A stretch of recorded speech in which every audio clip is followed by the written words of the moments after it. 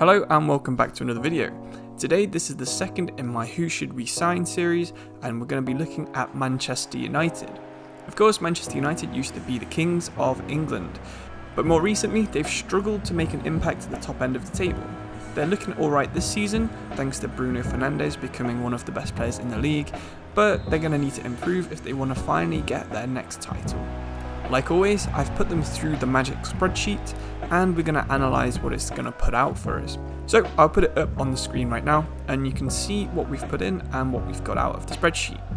The obvious weak point on the spreadsheet is goalkeeper, which is a bit of an erroneous bit of data there because I think Lee Grant brings it down by quite a lot. If we remove him, goalkeeper's fine as you'd expect. Dean Henderson, David De Gea and Sergio Romero are all very good goalkeepers. So we're going to ignore goalkeeper from the time being and we're going to move straight on to left back and centre back. So centre back is an obvious weakness at Manchester United. It's a position they have quite a few okay players at. Lindelof and Bailly are both pretty good. Maguire of course is an England national team player, but they haven't quite reached their potential just yet. And with Maguire being 27, Bailly and Lindelof both being 26, they're not going to get too much better than they are now. Phil Jones is still at the club as well, bringing down this average, and outside of them four, there aren't any other centre-backs at the club. I'll recommend some signings at the end of the episode, so if you stick around until then, we should be able to help you strengthen your backline. At left back, recent signing Alex Telles is the obvious key player.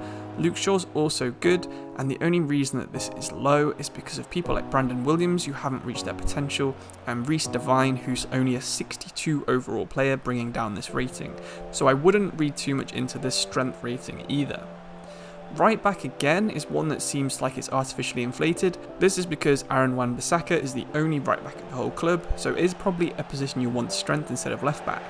Because of his potential, you'll only need to sign a backup for Wan-Bissaka, and that should be easy enough as there are plenty of right backs around world football not getting a game at the moment. Once again though, I will suggest some potential backup signings at the end of the episode.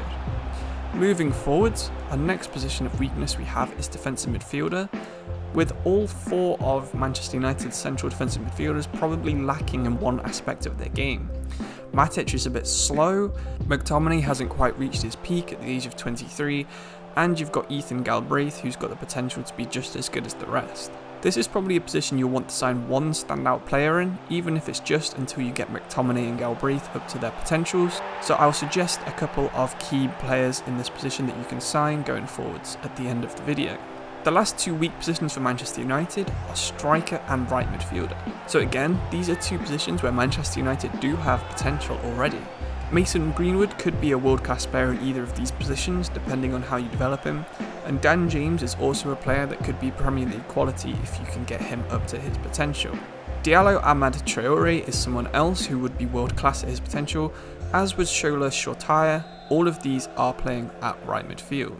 Striker-wise, outside of Cavani and Martial, you don't have too much else in the squad. Manchester United's only other striker is Damani Bagayel-Mella, who even when he reaches his potential, will not be Manchester United quality according to FIFA 21.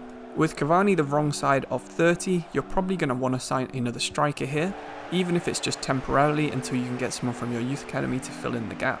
Luckily for you, striker is probably the most fun position to find a player for, and it can pretty much define how the whole team plays. So I'll give you some suggestions, but it's up to you and your game style to who you can get in this second striker slot.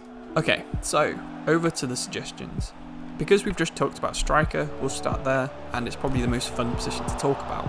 If you preferred, Rashford could always play through the middle, but the chances are if you move him, you'll have to get another left winger instead, because the next best left mid at the club is Anthony Alanga at just 63 overall. Unfortunately for Manchester United, most of the best strikers that would fit in their squad are already playing for either their rivals or other massive European clubs, so you're not going to be able to sign the likes of Timo Werner unless you pay an arm and a leg. This is part of the reason why they had to end up signing Cavani after they got rid of Lukaku, just simply there isn't too many strikers out there that can fill this role.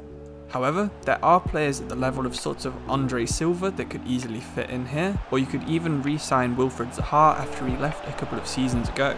Personally, I would try and sign Dominic Calvert-Lewin because as well as being English, I think he's going to have potential to be one of the better players in the Premier League, especially at striker.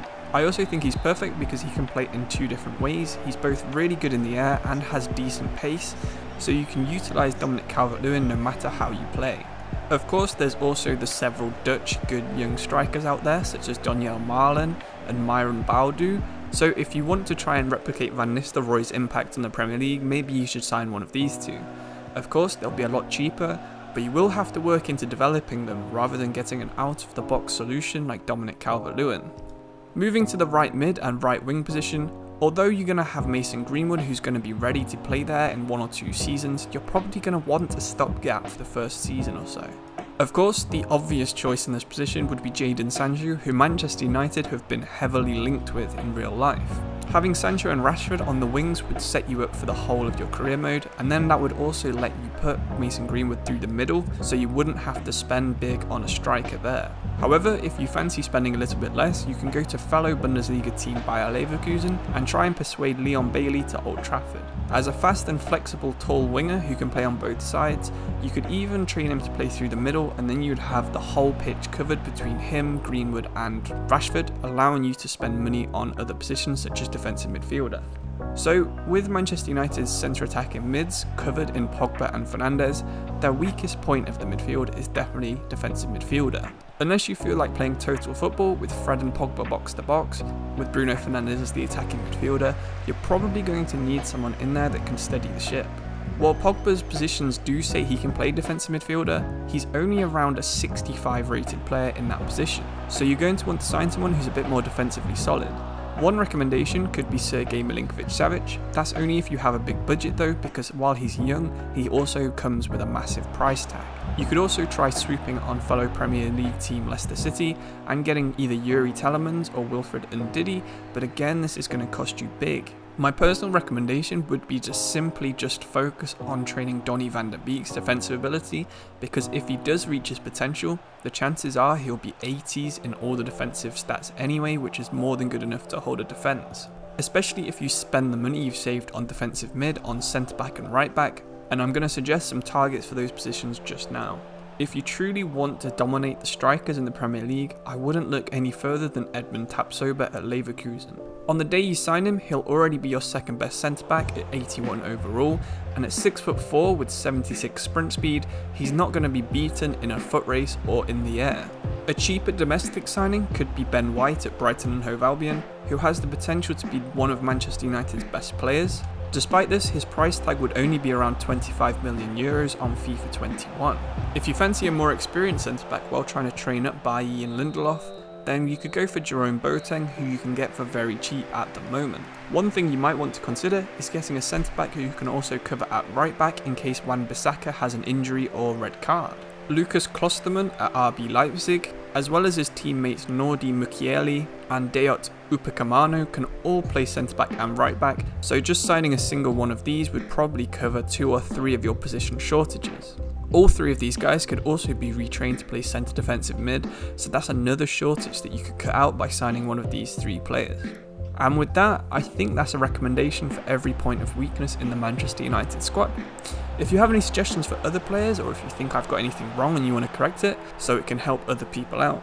Of course, I'm not a Manchester United fan, so if you are, you probably know the squad a lot better than me. So again, if you know any weak positions that you think they should be improved that I haven't mentioned, then please do let us know in the comments below. But for today's video, that's all I have, and I'll thank you for watching, and I'll see you in the next one. So cheers and bye.